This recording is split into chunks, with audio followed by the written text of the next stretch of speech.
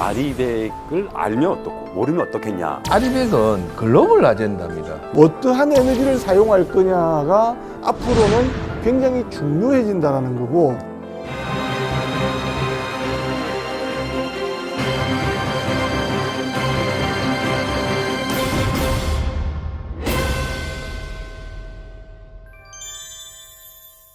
안녕하세요. 일급수 정치를 지향하는 기후위기 물 전문가 박재현입니다.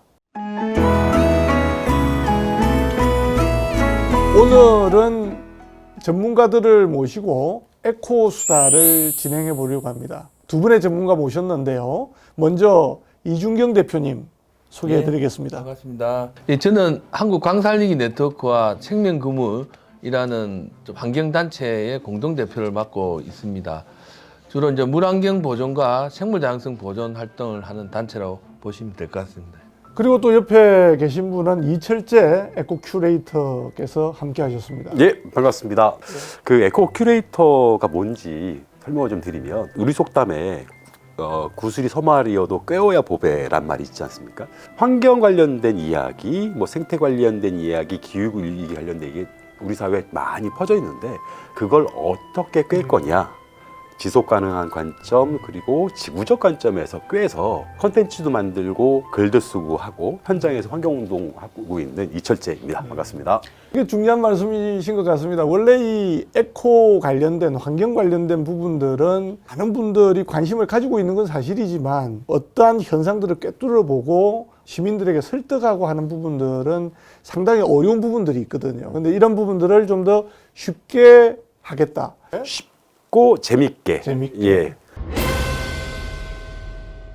그 최근에 어느 당 그 비대위원장께서 아리백을 알아도 돼, 알면 어떻고 모르면 어떻겠냐라고 하는데, 그 발언을 보면서 참 답답한 느낌이 좀 들었는데요. 한동훈 위원장이 뭐 조폭도 아니고 형님 모르면 우리도 몰라야 돼. 형님이 아니다 이래 하는 거는 저는 굳이 얘기를 안 했는데 또 실명을 밝히시면 적절하지 않다는 생각이 드는데, 왜냐하면 아리백은 글로벌 아젠다입니다. 우리나라는 수출 주도형 무역국가이거든요. 수출을 중심으로 우리 국민의 복지와 우리 미래 세대를 같이 함께 해야 되는데, 지금 아리백이 없이는 수출 자체가 안 되는 겁니다. 교수님, 아리백이 뭔지 좀 설명 좀 부탁드리겠습니다. 아리백이라고 하면은 재생에너지 100%라는 의미를 가지고 있죠. R200이 아니라 R200. Renewable Energy 100%라는 의미를 가지고 있는 거죠. Renewable Energy 100%를 달성했느냐 안 했느냐를 따지는 거죠. 애플 같은 경우는 공표를 한 거 아닙니까? 아이폰을 생산하는데 들어가는 여러 가지 칩이 있다면 그 칩을 생산하는 회사도 아리백을 달성하는 걸로 가겠다라는 선언을 한 거거든요. 부품을 만들든 완성품을 만들든 거기에 들어가는 총 에너지를 어떠한 에너지를 사용할 거냐가 앞으로는 굉장히 중요해진다는 거고, 그 자체가 무역 장벽이 될 수 있다는 거죠. 당신이 생산한 제품은 아리백을 통해서 생산한 게 아니야. 그러면은 당신의 제품들을 우리는 수입할 수가 없어 라고 얘기하면 거기에 대해서 할 말이 없어지는 거죠. 현실로 일어난 게 프랑스판 IRA의 규제에 의해서 지금 현대 기아 자동차에서 나오는 코나, 니로, 소울, 세계 중에 니로, 소울이 수출이 금지당했습니다. 프랑스에. 그 이유를 보니까 국내 생산이 아니라 해외 생산이고 재생에너지 100% 했음에도 불구하고 수출 과정에 선박에 아리백을 못 맞춘 거죠.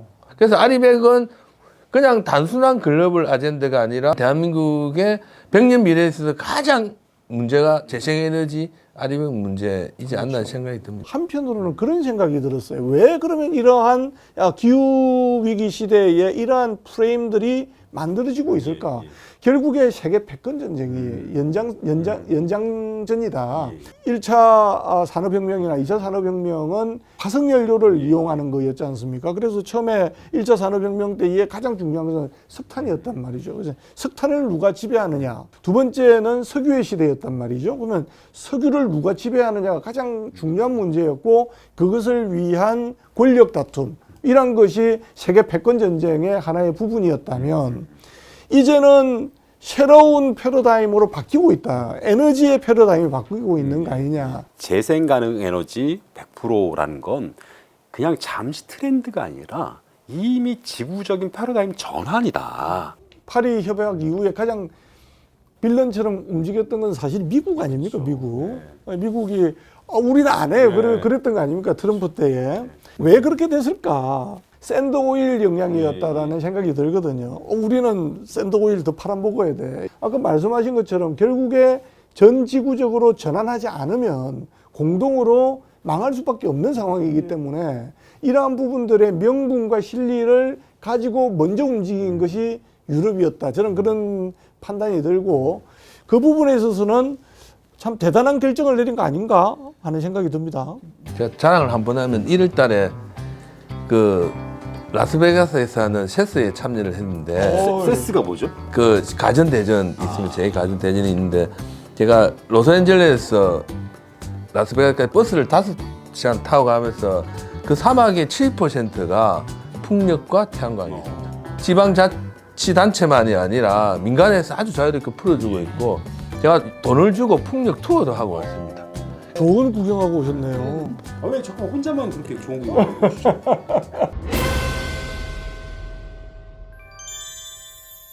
우리나라가 아까 그 신재생 에너지 사용 비율이 생산 비율이 9% 정도 된다 그러지 않습니까? 국민들이 잘 모르시는 건데 우리나라 9%면 오 많이 하고 있는 거 아니야라고 생각이 쉬운데 굉장히 낮은 겁니다.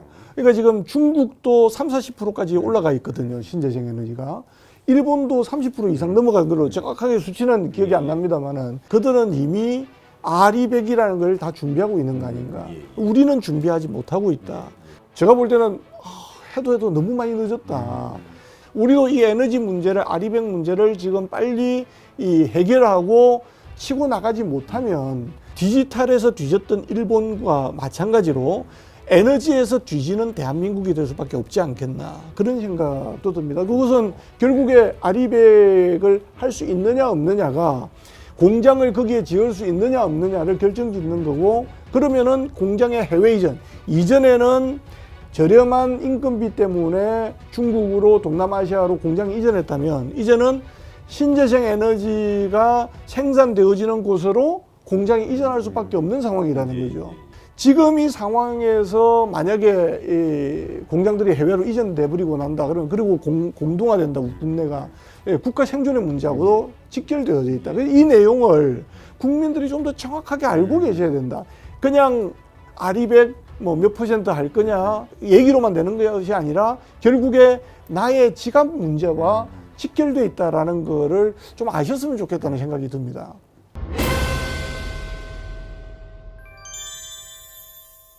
왜 이제 공기업의 ESG, 공기업도 사실 R200 맞춰야 되는 부분도 있고 경영 관점에서 ESG와 R200 어떻게 하셨습니까? 제가 이제 수자원공사 사장으로 있으면서 R200 선언을 했습니다. 공기업 최초입니다. 네, 공기업 최초입니다. ESG 경영 선언을 했고요.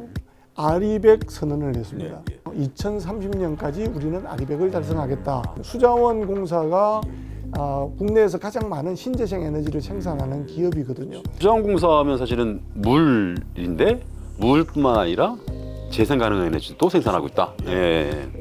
독일도 그렇고 영국도 그렇고 가장 큰 고민이 뭐냐면은 신재생 에너지의 지속성을 일정하게 계속 공급해주는 그거를 달성하기 어렵다라는 게 문제였거든요.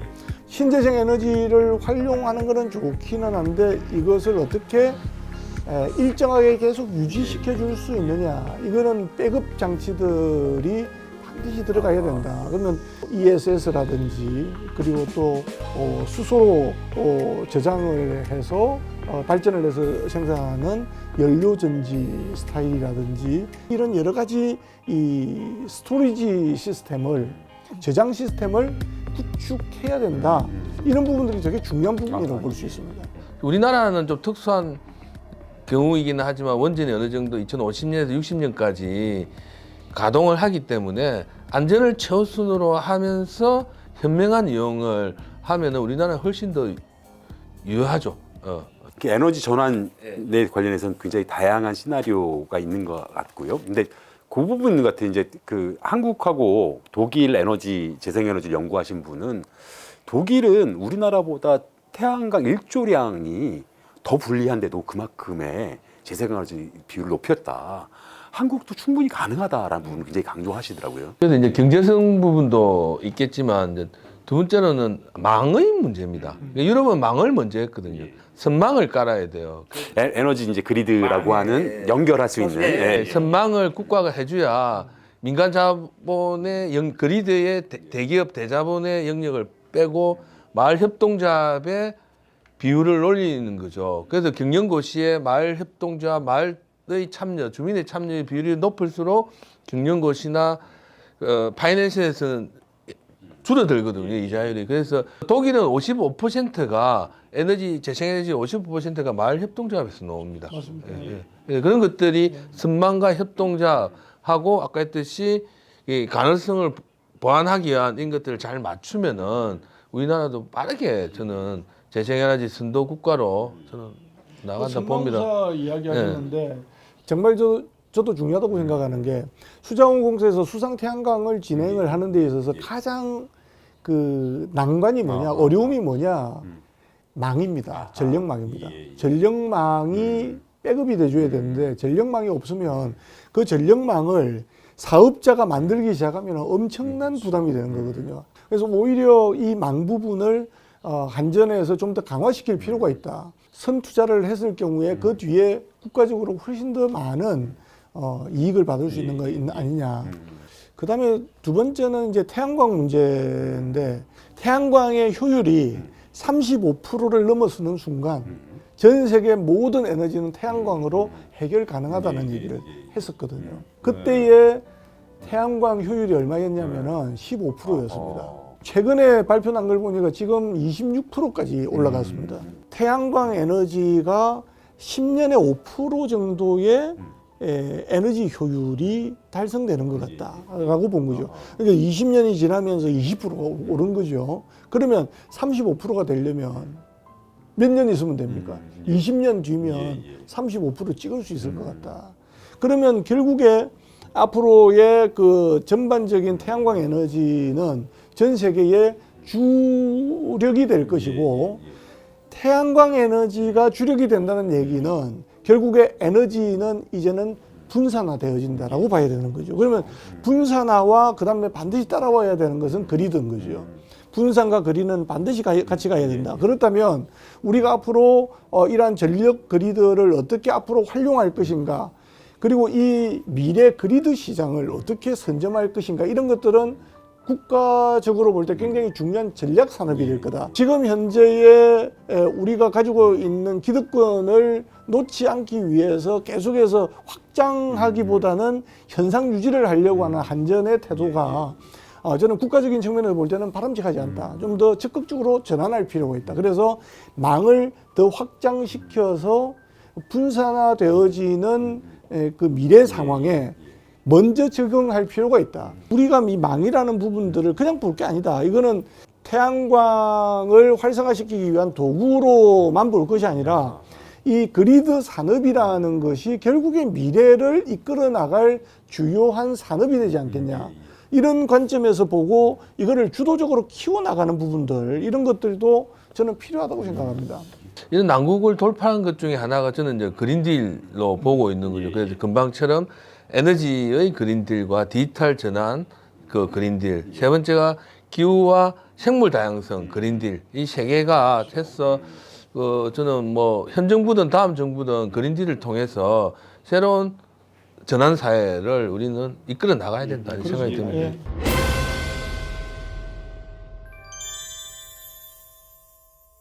저희가 지금까지 이 아리백을 중심으로 하는, 아리백이라는 용어를 중심으로 하는 신재생 에너지, 이것이 이 국민의 삶과는 어떠한 연관이 있을까에 대해서 이야기를 해봤습니다. 전반적으로 볼 때 단순히 이 무역 문제뿐만 아니라 미래의 산업까지도 연관되어지는 굉장히 중요한 전환적인 기술들이다. 이 전환적인 상황에서 우리가 어떠한 자세를 가지고 어떻게 우리가 이니셔티브를 가지고 주도해 나가느냐에 따라서 우리 이 국가적 미래도 저는 바뀔 거라고 생각합니다. 그래서 지구의 미래를 생각하고 우리 국가의 미래를 같이 고민하는 국민들이 됐으면 좋겠다는 생각이 들고, 국민들께서는 이 부분에 대해서 남의 일처럼 생각할 것이 아니라 이게 결국에 나의 일이다라고 생각하고 정말 세심히 살펴볼 필요가 있다, 그런 말씀을 한 번 더 드리고 싶습니다.